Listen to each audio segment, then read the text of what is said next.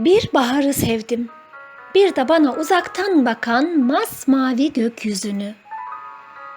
Sevemedim ayrılıkları, özlemleri, hasreti, yüreğimi yakan gurbeti.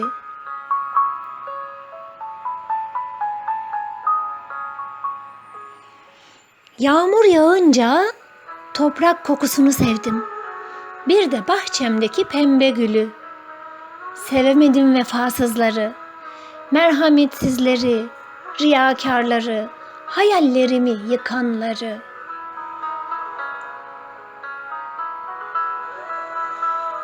Kıştan sonra gelen yazı sevdim ılık ılık. Hırçın dalgalar durulunca engin denizi sevdim.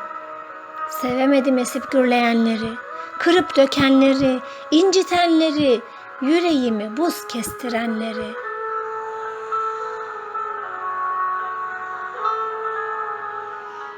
Çilek kokusunu sevdim.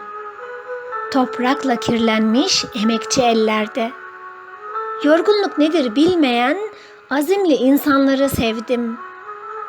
Sevemedim yan gelip yatanları, bol keseden atıp tutanları, başkasının malına el uzatanları.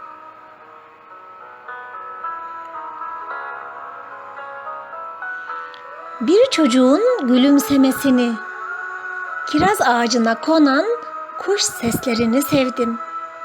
Bir de huzur veren dostlukları. Sevemedim sözünde durmayanları, yalan söyleyenleri, insan olduğunu, sevgiyi, saygıyı unutanları. Sevemedim, sevemedim, sevemedim.